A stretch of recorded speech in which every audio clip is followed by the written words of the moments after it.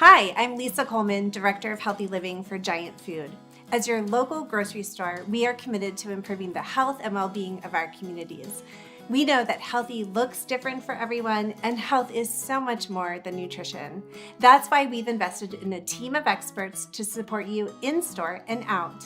First, our education and outreach team offers guidance when you want it and how you want it, with classes, nutrition store tours, community events with pharmacy, workplace wellness programs, and our podcast, Healthy Living by Giant. Next, our nutrition guidance program makes it easy for you to find healthier options throughout the store. It even pays to shop healthy at Giant, where you can earn more flexible rewards by looking for products rated 1, 2, and 3 guiding stars. Finally, we're working with forward-thinking community partners, nonprofits, local employers, health insurers, who are also focused on community health to offer produce prescriptions and other nutrition incentive programs. Giant Food and the Healthy Living team are on your corner and in your corner on your journey to a healthier lifestyle. Welcome to week 2 of our Healthier Together program. I'm Elena Gore, a registered dietitian nutritionist on the Healthy Living team, and I believe that health and nutrition are about balance, not perfection. This 5-week series will cover the most common New Year's resolutions with the goal of helping you turn your aspirations into reality. We know that healthy looks different for everyone. For some of us, 2023 is the year of major changes, while some of us just need a few easy wins to move us right along in the right direction. Each class in this series will offer suggestions that range from simple to a little bit more involved. So take what resonates with you today for an easy win and identify ways you can take a deeper dive if and when you're ready. We'll also have a handout with resources so you can keep moving forward.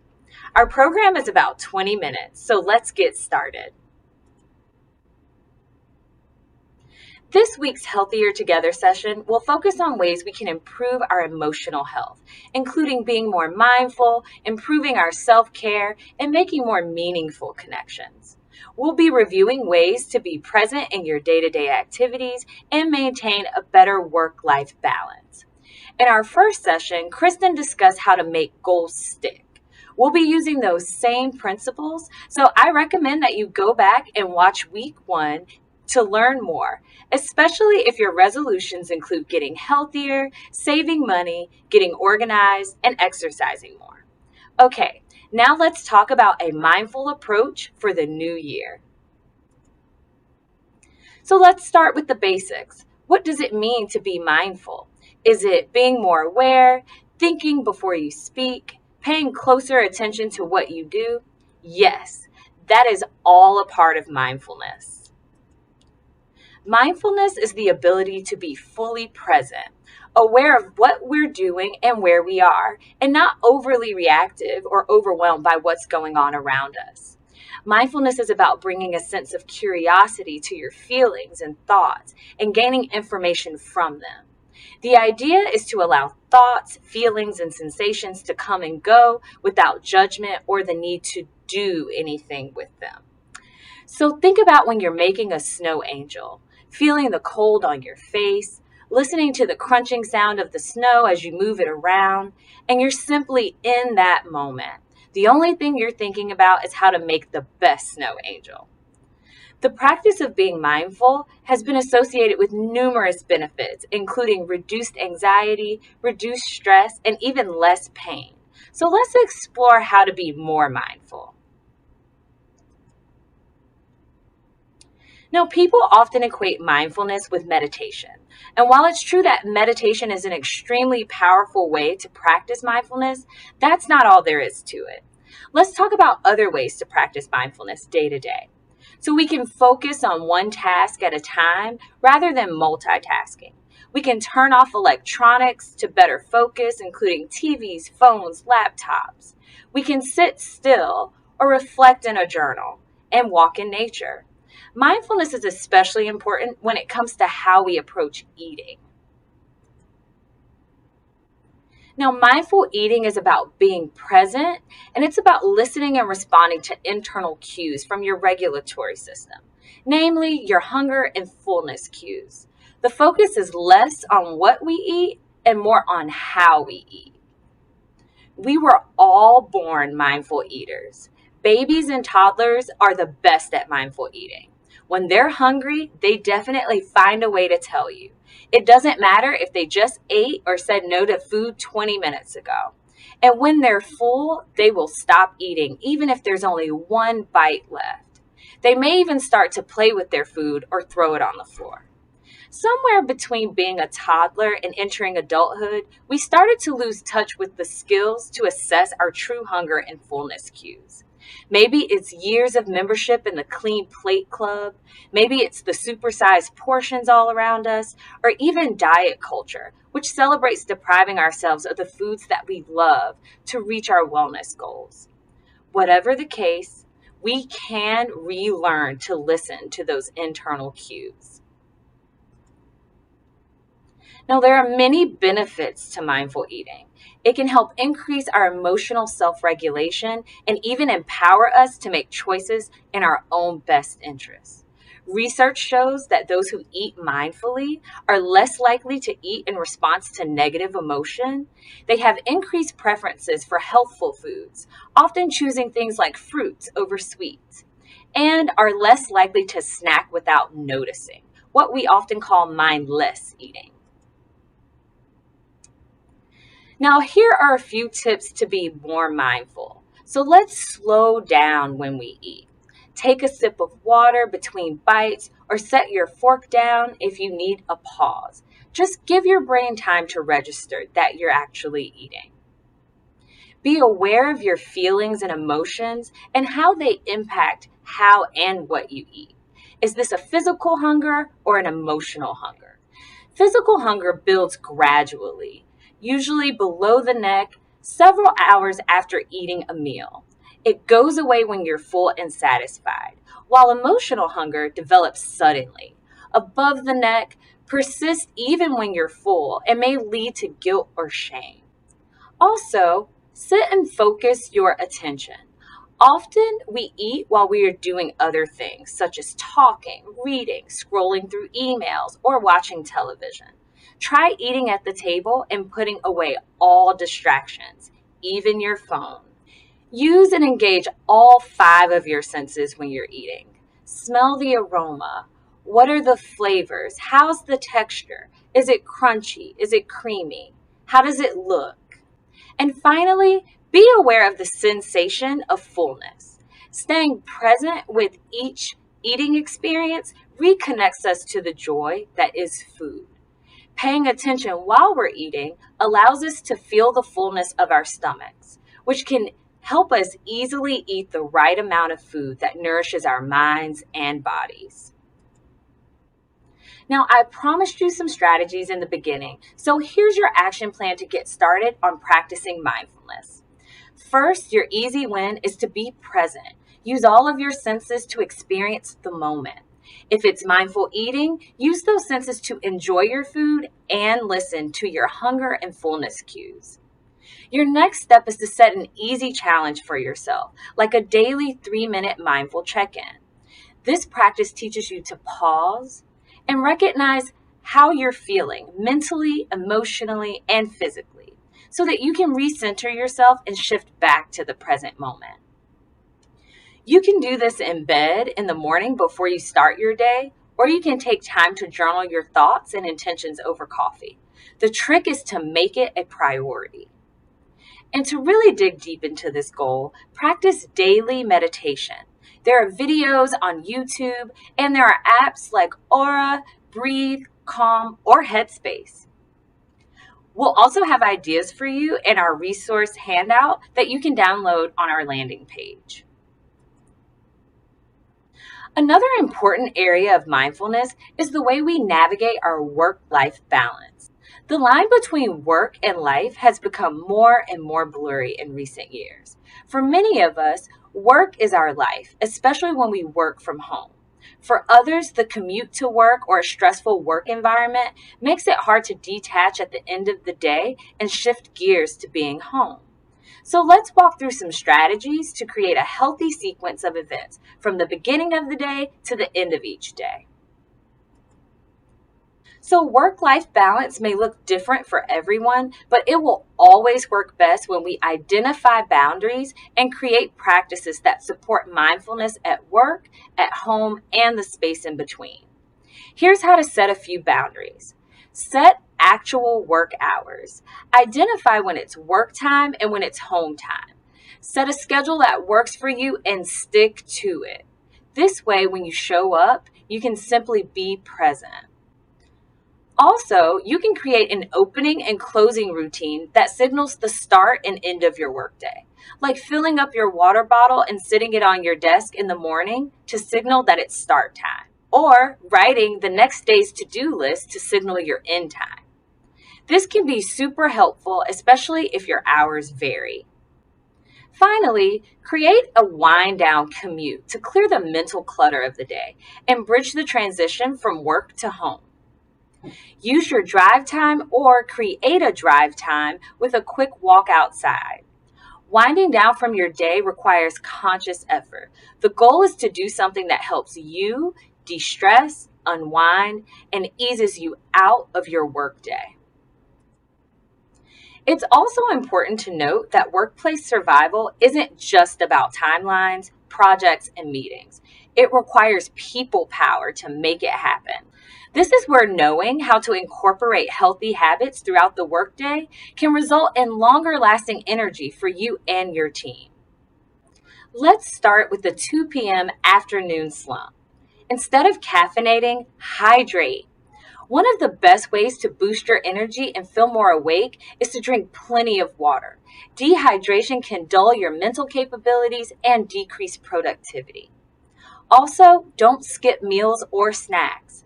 Buy or pack foods that are high in fiber, protein, as well as fruits and vegetables to stay full and satisfied throughout the day. Also, try incorporating movement throughout your day.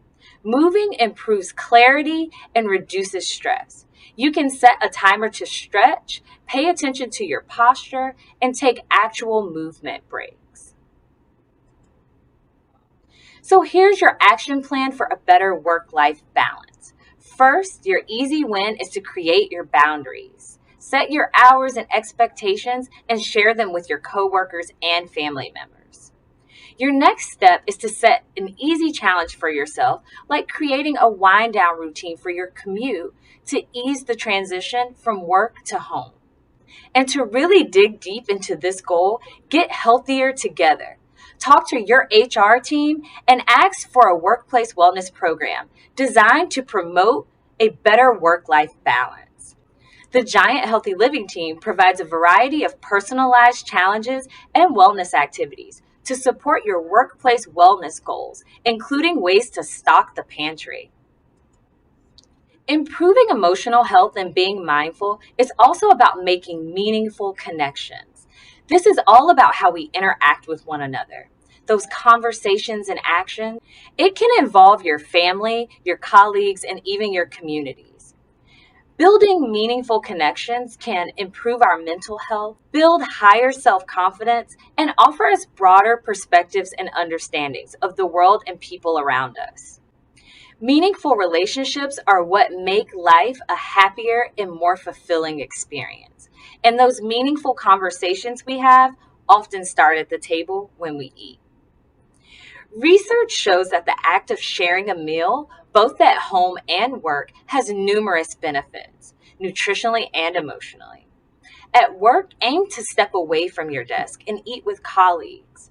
If you work remotely, consider a virtual team cook along or happy hour, and we offer those monthly. When you're at home, aim for 30 minutes a day at the table to connect. Meal times are great, but games and other activities that involve your family working together can be meaningful as well. Now, if you find your table talk needs a little help, we will offer some great conversation starters in our resources at the end. So, with our busy lives, it can be hard to find time to volunteer in our local community. However, the benefits of volunteering can be enormous. It offers vital help to people in need, worthwhile causes, and the community at large. But the benefits can be even greater for you, the volunteer. Helping out with the smallest task can make a real difference in the lives of people, animals, and organizations in need. Benefits of volunteering include connecting with others to make new friends, keeping your mind and body active, getting you out of the house and reducing stress, encouraging lifelong learning where you can acquire new skills, and helping you find a sense of purpose or your passions, since it's a fun and easy way to explore your interests. For instance, if you have a desk job and you want to spend more times outdoors, you might consider volunteering to help plant a community garden or walk dogs for an animal shelter like my teammate Melanie. So here's your action plan to create more meaningful connections. First, your easy win is to just be mindful in all of your interactions and conversations. Practice giving your full, undivided attention to someone, letting go of your judgments, opinions, clever insights, etc. Instead, focus on their presence and their words. Your next step is to set an easy challenge for yourself, like every Wednesday at lunch. Text or call someone you miss. Tell them, hey, I'm thinking of you, and maybe schedule a time to reconnect. And to really dig deep into this goal, get out of your comfort zone and follow your passion to find your community and share your talent and energy with the world. Now, we've talked about practicing mindfulness, navigating work-life balance, and building meaningful connections. But it's important to remember that the key to mindfulness is self-care. If you've ever been on a plane, you've heard the phrase, put your own oxygen mask on before helping those around you. This is relevant in our everyday lives as well. We can't take care of others if we don't take care of ourselves. It's important that we practice self-care so that when we look to try a mindful approach in our lives, we are in a good place to make it happen. Self-care is personal and looks different for everyone. What's important is asking yourself, what do you need in order to feel cared for? What is it that makes you feel like your glass is full? Or what is it that calms you down or fires you up in the best ways? Taking care of yourself can be as simple as a hot shower, burning a scented candle, cuddling with a pet, soaking up some sun, or listening to music. Whatever it is for you, be sure to make the time to practice self-care. Work on your physical health by being more active, planning a healthy, nutritious meal that nourishes your body and your taste buds. Working on your emotional health by practicing focused breathing and stretching, and by seeking out activities that bring you joy, like reading, watching a movie, spending time with a good friend or loved ones. So here's your action plan to jumpstart your self-care. First, your easy win is to pick up a copy of Savory Magazine and nourish yourself with easy, healthy recipes, and for DIY self-care tips. Your next step is to set an easy challenge for yourself, like planning me time as you need it each week. You could take a class, connect with friends, or plan to disconnect from your day completely. Make this a commitment on your calendar. And to really dig deep into this goal, plan something big each year that feeds your soul. Go on a retreat with friends, plan a vacation with your family, or maybe take some personal time to just reconnect with you. I hope you've been inspired today to look at your goals for the new year as being not just attainable, but easy to maintain.